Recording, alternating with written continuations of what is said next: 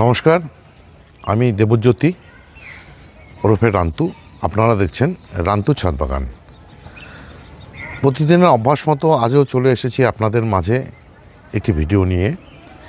যেই ভিডিওর বিষয়বস্তু হচ্ছে এই মুহূর্তে লেবু জাতীয় যে সমস্ত গাছ, সে সমস্ত গাছের কি পরিচর্যা, মানে হচ্ছে এই মুহূর্তে লেবু গাছগুলোকে আমাদেরকে কি করতে হবে। এই মে মাসে লেবু গাছগুলোকে প্রথমে যেটা করতে হবে, এই যে লেবু গাছের দেখুন গুটিগুলো মার্বেলের থেকেও বড় হয়ে গেছে। বিভিন্ন যে গাছগুলো, সেই গাছগুলো দেখুন যে লেবুগুলো, সেই লেবুগুলোর সাইজ কিন্তু অনেকটাই বড় হয়ে গেছে। এই সমস্ত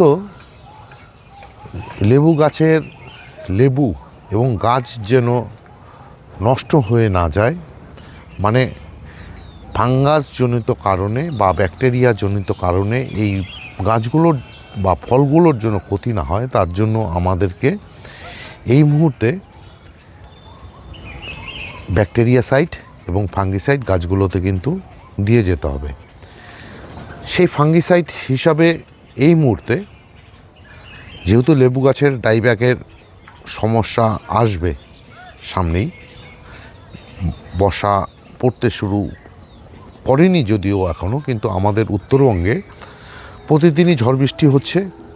এই ঝড় বৃষ্টির কারণে মানে প্রতিদিনই মাটি ভিজে থাকছে। দেখুন মাটি কিন্তু, টবের মাটি কিন্তু ভিজেই রয়েছে। আজ সারাদিন কিন্তু কোনো জল দিতে হয়নি গাছগুলোতে। তার জন্য আমাদেরকে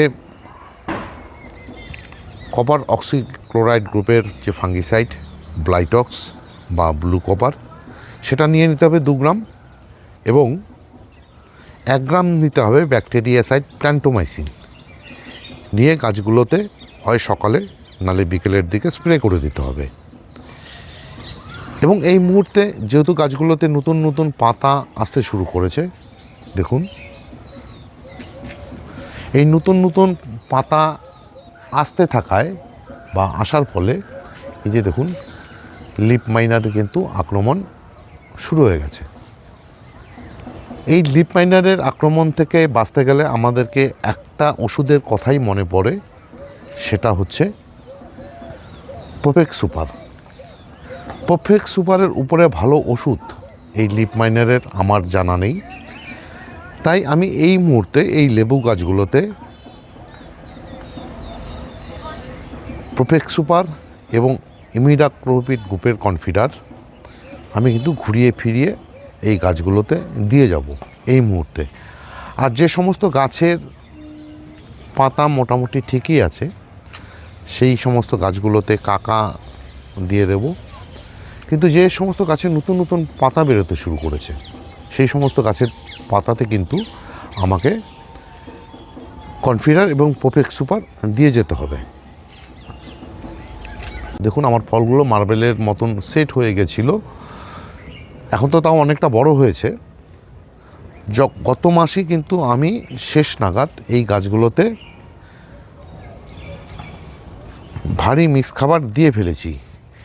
এই ভারী মিক্স খাবার দিয়ে ফেলার পর আমাকে কিন্তু 3 মাস আর কোনো রকম ভারী খাবার দিতে হবে না এই গাছগুলোতে।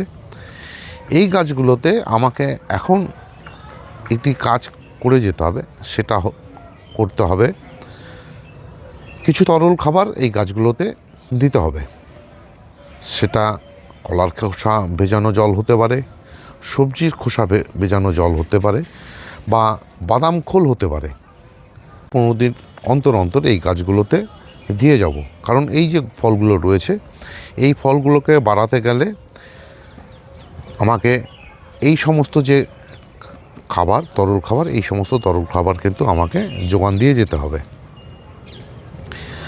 এছাড়া এই গাছগুলোর ফলের মিষ্টতা, ফলের সাইজ, ফলকে সুন্দর করতে এবং কোনো রকম গাছগুলোতে যেন ডেফিসিয়েন্সি না হয়, মানে বিশেষ করে ক্যালসিয়াম, ম্যাগনেসিয়াম, নাইট্রোজেন এবং পটাশিয়ামের ডেফিসিয়েন্সি যেন না হয়, তার জন্য আমাকে এই গাছগুলোতে এখন প্রতি মাসে একবার করে ক্যালসিয়ামের উৎস হিসাবে জিপসাম, ম্যাগনেসিয়াম সালফেট এবং পটাশিয়ামের উৎস হিসাবে 0050 মানে সালফেট অফ পটাশ,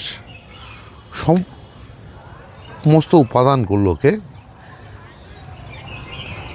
সমপরিমাণে নিয়ে এই যে গাছগুলোতে দেখুন, এই যে গাছের এটা 12 ইঞ্চি টব, এটা 12 ইঞ্চি গ্রো ব্যাগ, ওই যে ওইগুলো 12 ইঞ্চি গ্রো ব্যাগ, এই সমস্ত গাছগুলোর মাটিতে আমি 2 চামচ করে সেই খাবার দিয়ে দেব। এবং এই যে টবগুলো, এই টবগুলোতে আমি দিয়ে দেবো 2 চামচ করে। কিন্তু আবার এই যে দেখুন, এই যে গাছটি, এই গাছের টব এবং এই যে পাতিলেবু গাছের যে টব, এই গাছ দুটোতে কিন্তু আমি 1.5 চামচ করে দিয়ে যাব। সেই খাবারটি পেয়ে গাছের ক্যালসিয়াম, ম্যাগনেসিয়াম এবং পটাশিয়ামের অভাব অনেকটাই দূর হবে। এবং এই যে সমস্ত ফলগুলো বড় হচ্ছে, এই সমস্ত ফল রসালো, ফলের মিষ্টতা এবং ফলের যে সাইজ সেটা অনেকটাই বেড়ে যাবে। মে মাসে আমাকে গাছগুলোতে এই সমস্ত যে পরিচর্যা, এই সমস্ত পরিচর্যাগুলোকে আমার সেরে ফেলতে হবে। এবং এই পরিচর্যাগুলো করে ফেলার দরুন আমার যে সমস্ত গাছগুলো রয়েছে, এই সমস্ত গাছগুলো কিন্তু তার যে গ্রোথটাই অনেক বেড়ে যাবে। এই মুহূর্তে আমার এই যে লেবু গাছগুলো, বিশেষ করে এই যে এই লেবু গাছটি, এই লেবু গাছটি এবং এই লেবু গাছটি, অন্তত 4-5 দিন ঝড় হয়ে গেছে আমাদের এখানে। সেই ঝড়ে কিন্তু এই গাছগুলো, মানে ঝড় উঠলেই গাছগুলো পড়ে যেত, যেহেতু কোনো প্রোটেকশান দেওয়া ছিল না। গ্রো ব্যাগের মধ্যে স্ট্যান্ডের উপরে এতটাই হাওয়া উঠতো, 3তলা ছাদে এই গাছগুলো পড়ে যেত। তার ভিডিও আপনারা আমার চ্যানেলে দেখেছেন। এই পড়ে যাওয়ার কারণে কিন্তু দেখুন, এই যে গাছের যে পাতাগুলো কি অবস্থা হয়ে গেছে। যেহেতু এই মুহূর্তে গাছগুলোতে গ্রোথিং সময়, মানে এই সমস্ত গাছের এতদিন ফুল ফল ধরে নামার ফলে এই গাছগুলো কিন্তু মারাত্মক একটা ট্রেসের মধ্যে ছিল। সেই সমস্ত ট্রেসের থেকেই বায়োজাইম প্রো আমি গাছগুলোতে ব্যবহার করব। এই বায়োজাইম প্রো কি? এই বায়োজাইম প্রো হচ্ছে একটি প্ল্যান্ট প্রোটেক্টর, মানে পিজিআর টাইপে। এর মধ্যে রয়েছে হিউমিক অ্যাসিড, অ্যামাইনো অ্যাসিড এবং সিউইড। এই অ্যামাইনো অ্যাসিড কী করে? এই অ্যামাইনো অ্যাসিড গাছের যত রকম ট্রেস, সেই ট্রেসের থেকে গাছকে রক্ষা করে। আমি এই যে বায়োজাইম প্রো, এটা 15 দিন অন্তর অন্তর 2বার দেবো। একবার দিয়ে ফেলেছি, দিয়ে দেওয়ার ঠিক 15 দিন পরে আর একবার দিয়ে দেবো। এছাড়া এই মুহূর্তে এই গাছগুলোতে কিন্তু একটি মাইক্রোনিউট্রেন, ভালো মানের একটি মাইক্রোনিউট্রেন, সেটা মোভমিন হতে পারে, সেটা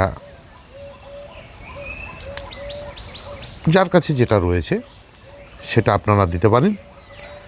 তার সঙ্গে কি করতে হবে, যেই মাইক্রোনিউট্রেনই আপনারা ব্যবহার করেন না কেন, তার সঙ্গে বোরন নিয়ে নেবেন 2 গ্রাম এবং জিঙ্ক নিয়ে নেবেন 1 গ্রাম।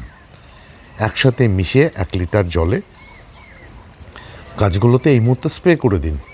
কারণ স্প্রে করতে হবে এই কারণে, যেহেতু ফলগুলো বড় হচ্ছে, ফলগুলো ঝরে যেন না যায় এবং ফলগুলো যেন ফেটে না যায়, তার জন্যই এই মাইক্রোনিউট্রেন, বোরন, জিঙ্ক গাছে দিয়ে দিতে হবে। এবং এই যে খাবারটি মাইক্রোনিউট্রেন, এটা কিন্তু আপনাদেরকে প্রতি মাসে অন্তত একবার করে ব্যবহার করে যেতে হবে, একদম ফল পরিপক্ক হওয়ার আগ পর্যন্ত।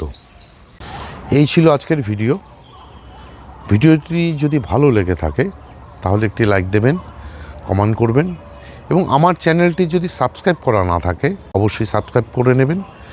কেননা প্রতিদিনের অভ্যাস মতো আমি আমার যে চ্যানেলে প্রতিদিন ঠিক দুপুরবেলায় কোনো না কোনো ভিডিও দিয়ে আসি। সেই ভিডিও দেখতে চাইলে বা পেতে চাইলে আপনাদেরকে আমার এই যে এই চ্যানেলটিকে সাবস্ক্রাইব করে নিতে হবে। সবাইকে অশেষ ধন্যবাদ এবং শুভেচ্ছা জানিয়ে আজকের এই ভিডিও শেষ করছি। সবাই ভালো থাকবেন, সুস্থ থাকবেন, সবুজের সাথে থাকবেন। ধন্যবাদ।